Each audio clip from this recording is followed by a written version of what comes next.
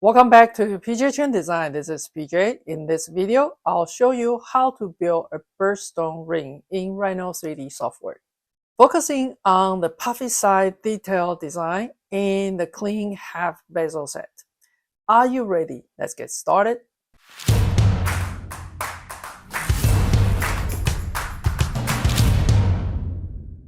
For this ring bezel set or half bezel set, it's quite simple, but there's a little bit of calculation for this decoration part. I'm going to show you an easy way to calculate it. That's starting from the scratch. You can download the stone in the description below, sign up the newsletter, you'll get a link for it. And then I have this stone being sized about 6mm. You can size in any size to start with. Okay, once we get it, we want to start making the ring shank. At the front view, I'm going to use a command circle to snapping into the 0 and for diameter for 16mm. Then I'm going to move the stone into the place that I like to have. First of all, we can make under bezel really quick. So let's go ahead to using the tube. And with this tube, I'm gonna snapping into the quadrant. We need to have our tube is a bit smaller than our stone, otherwise you're going to see it. And then roughly about 0.8mm should be sufficient, and then we get something like this. Notice at my front view that I draw it a little bit too long intentionally, and that's because I wanted to able to trim on the bottom of the ring shank so it will be completely flush. I also wanted to do one thing to make the bottom taper, so the best way to do is using the gumball, and you're holding the control and shift and click on these faces there. All right, once you have it, go ahead and hold on the shift and 3D scale it down so you can get it tapered there. All right, you don't need to get it too tapered. As long as it's tapered, it looks more elegant. All right, the next thing is we are going to creating the cross section. So first of all, let's go ahead to using the arc tool and snapping to the side, and we want to creating a ring shank profile there. And depends on how you like it. I feel like this one it may be too wide. It's up to you, right? So I want to close this one and this one here. Okay, now let's go ahead to join this one.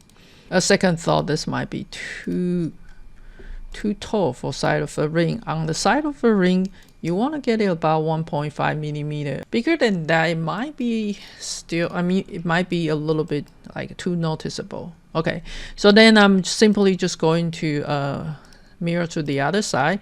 The one on the top, let's take a look on the front view. The one on the top, I actually wanted to rotate, snapping into the 0, and make sure copy equal yes here on the top. And I'm going to click it here, holding my shift, and click it here. So I have additional one right in the middle right there. Now the one in the middle, I actually want them to be wider and bigger. So I'm going to move it 1D scale like this, and also make it taller as well. So let's go ahead to using the 1D scale and snapping right in the middle here. And I'm just going to bring it up something like this that can cover my stone there on the girdle. So then that way we can set the stone properly. It may not completely right, but that's okay. We can always change it. Let's go ahead to use the sweep one rail. We're gonna pick up this rail, go from here to here to here on the top, and let's click enter. Make sure that they all align into the right place, and then let's click OK. You can see that it's only half of it, not half, but 3/4 of it. It's because we don't close the sweep. So you go ahead to close the sweep, and you can have a completed piece. Notice that ideally I wanted this to pass the girdle, but it's still not touching the girdle, so I may need to raise the middle one higher. Let's go ahead to record a history on the bottom, and let's click OK. Now with this one, we do need to make it taller because we record a history, so the ring should follow it. That's using the scale 1D, snapping right here to the middle, and we want them to go a bit taller. All right. That might be too tall. Let's do it one more time. Coming to here, make it less tall or something like that. And then you can keep adjusting until you find a place that you like. All right, so now I'm going to stay with this one. Let's take a look at the front view. In my front view, I'm going to do a decoration right there, but I need to tell the Rhino where are they first. So let's go ahead to use the arc tool. I'm going to snapping into the quadrant, and then having an arc gonna go like this. Let's go ahead to turn this one into the red color so you can see better there. So that will be the opening for that first curve. I do want this to able to see my bezel a lot more, so I'm going to bring this one down to almost like a open like this to see my bezel. Okay, the second curve, I'm just going to make a copy, Control C, Control V, and just make this one a bit bigger. Depends on where you want them to be, and I'm gonna make them like this. All right, so this two curves indicate the area that you are going to make that full section there. And if you feel like this is too jam-packed there, you may want to move it down for something like this. And maybe this point and this point, we want to 1D scale to open it up. All right, so up to you, like see how you like them, but I'm going to stop it about right here. All right, we need to have full bump right there. So I need to create a full equal section in the middle. That's using the command tween curve. And we want to tween in between here and here. All right. And right here, I have a number for 3 that create full section. If you have a number 4, that will create 5 section. Depends on how many section you would like to have. And I like this for full section, so I'm going to click OK here. All right, so you can see that we have this curve. Let me turn them into the red color, right? So we have those curves right there. Now let's go ahead to have all those curves 1, 2, 3, 4, 5, and we're gonna use the command for project. And when we use project command, this one thing on the top is did it input. We want to pick no, and we want to pick up this surface. All right, so in the perspective, you're going to see it is project all the way around, and at the same time, I have this original one there. So I'm just going to pick up this original one, and we just temporarily lock it, so we won't accidentally click on it. All right, the next things that we wanted to do is we wanted to create those bump. I actually just need half of them, so I'm just going to delete the other half and just work on that side.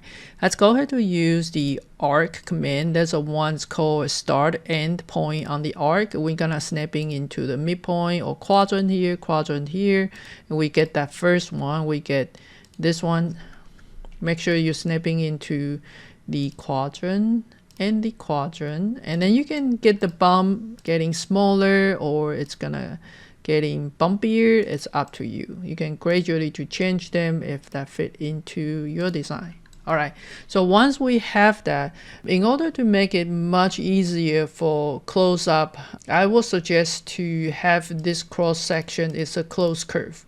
The simple way to do is we're gonna using this one, and to close them with a straight line, let's go ahead to do all the straight line first, and then we're gonna use the join command, join those two, and join this one and this one, join this one and this one, join this one and this one.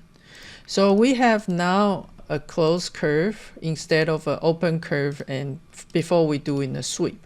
Okay, so it will save you a lot of time later on when you try to make them solid. So let's go ahead to use the sweep to rail. And you got rail 1, you got rail 2, you got this cross section right here, and then you get all the way across.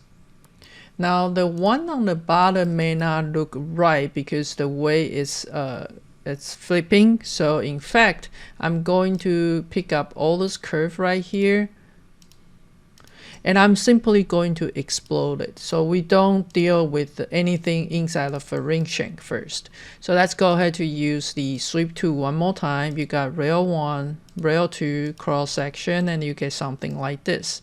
And notice that we only have half, but because this is symmetrical, so that's fine. We're gonna do it again. Rail 1, rail 2, you got this, and then you got rail 1, rail 2, and you got cross section here. The last one, rail 1, rail 2, cross section there.